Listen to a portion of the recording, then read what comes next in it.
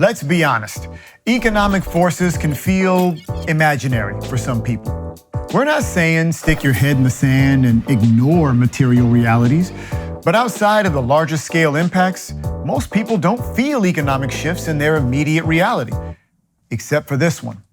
Even when everything is seemingly going great, strong economy, low unemployment, high quality of living, the boogeyman, the one your economist warned you about, can be right around the corner. Inflation. Don't be afraid. This is Pareto Labs, and today we Pareto inflation.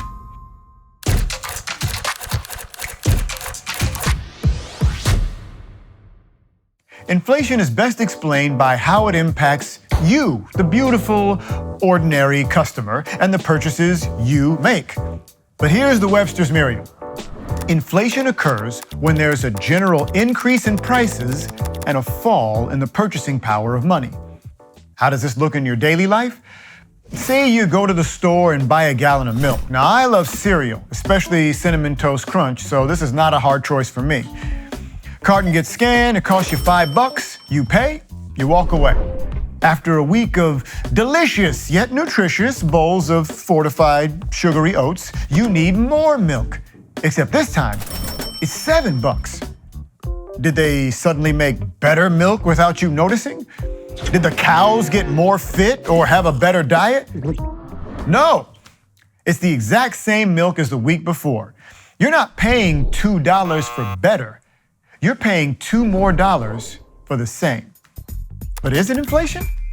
Only if it's a general increase in prices.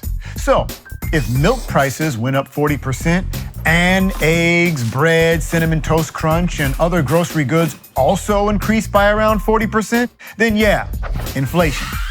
That part is easy enough to spot. But what about a fall in the purchasing value of your money? Time for some grade school math. When you first bought that gallon of milk, it cost you $5. On a per dollar basis, $1 is worth 0.2 gallons of milk. But for that second gallon of milk that cost you $7, $1 is worth 0.14 gallons of milk. So those dollars are now less valuable in this transaction because it nets you less milk. Inflation hasn't just crept into your wallet and slaughtered those dollars' value. It also diminishes the value of your savings, the stuff in your bank and in your investments. It'd be like having $1,000 in your savings one day, logging in a week later, and seeing only $700 in there. Where did 30% of your money go? I know I don't have that many streaming subscriptions. The answer? Inflation ate it. You're gonna need a bigger boat. If you like our videos, do the YouTube thing and subscribe. But more importantly, sign up for your 7-day free trial of our growing Pareto Labs library and practical MBA curriculum. In the previous episode, we defined inflation, but now it's time to dive a little deeper. Turns out there are two ways we can view this issue, with very different implications. So let's continue to Pareto inflation. Inside of inflation are two major schools of thought.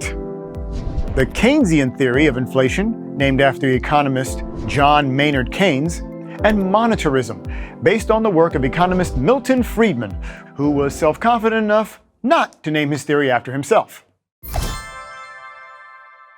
Let's examine the Keynesian theory first. For Keynes, supply and demand are the main factors that set prices in the marketplace. In his view, increases or decreases in demand for goods and services would naturally drive prices up or down accordingly. But it begs the question, in situations where the economy is good, why do prices rise? Because the economy is doing so well. When people are employed, have cash in their pockets, and life is pretty good, they have more money to spend. Maybe they buy an irresponsibly curved television or take that grand vacation they need to write that novel they've been putting off. A strong economy drives demand across a variety of sectors. Unfortunately, that means the supply of goods can be slow to meet a sudden demand from consumers. The microprocessor shortage is a perfect example. First, You have to mine for the processor materials, which takes time, and it takes a very long time to build those factories that build the chips. So when demand goes up, prices go up so companies can fund building those factories. And those factories need workers in order to run.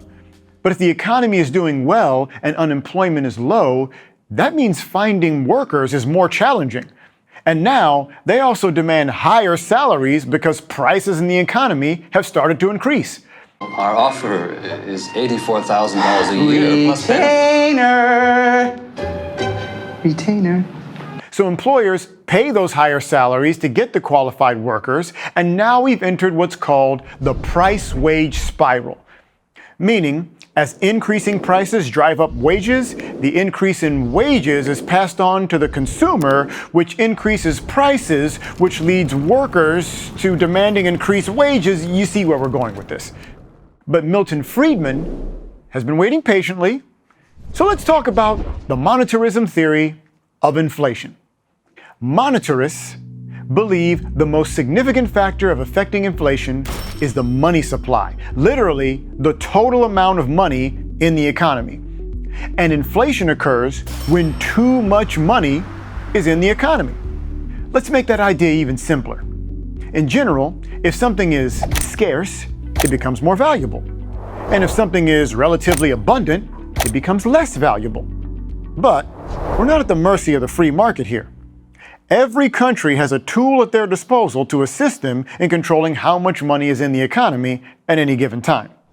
In our final part on inflation, we're talking about the Fed, aka the Federal Reserve, and the role it plays in trying to mitigate rising prices and market stagnation. See you in the next breakdown. Real quick, we're now offering a free 7-day trial of Pareto Labs. That's all our courses, including business skills, practical MBA foundations, and breakthrough mentor moments with industry innovators.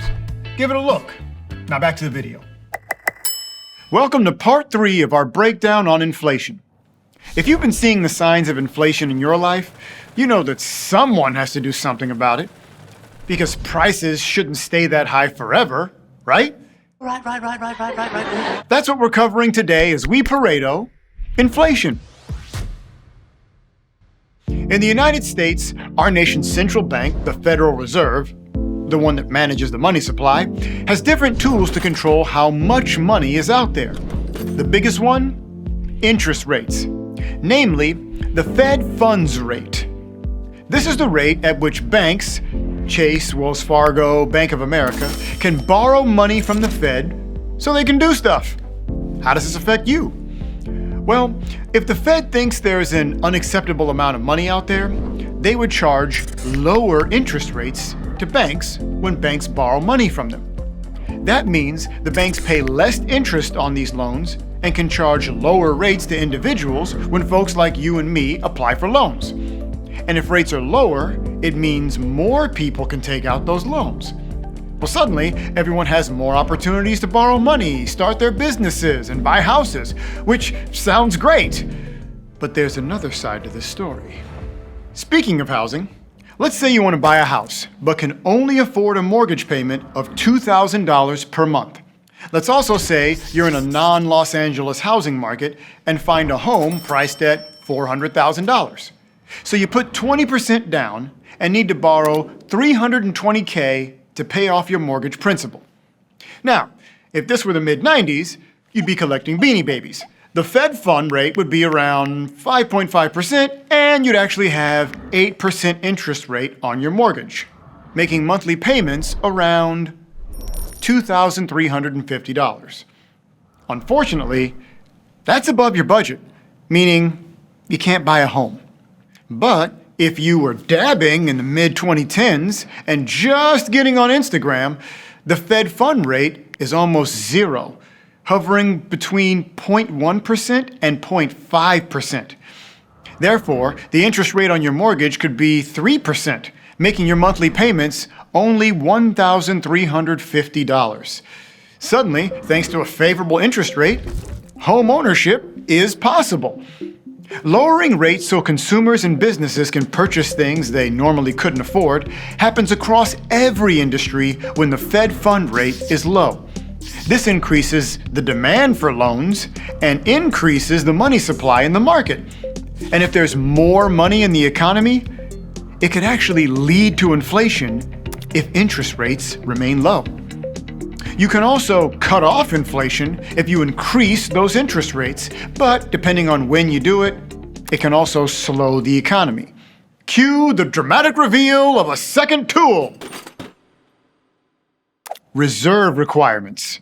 Think of this as a rule for banks set by the central bank, aka the Fed. Little banks got to do what the big bank wants. Now, you might think banks can loan out as much money as they have in their deposits. If a bank has $1 million in deposits from people and businesses, can't they loan that $1 million out? No. They can actually loan out more than that by borrowing from the Fed itself. How much? That's where the reserve requirements come in. Let's say the Fed sets a 10% reserve requirement. This means a bank that wants to lend out more money must have at least 10% of the money in its current deposits before it can do so. So a bank with $1 million in deposits can loan out $10 million. This is why when banks lend out more money, they effectively put more money in the economy, which increases the money supply. Now, just because the bank can give out more loans doesn't mean it will. There has to be a demand for more loans. If there isn't demand, lower interest rates could increase it.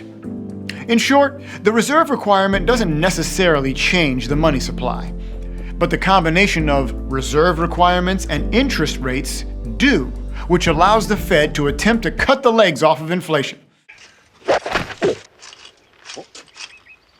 Lastly, there's a third tool the Fed uses: quantitative easing, aka buying and selling government bonds in the open market. When the Fed buys bonds from the government, they're effectively giving them a loan. This increases the money supply because the money flows to the government, who then spends that money in the economy.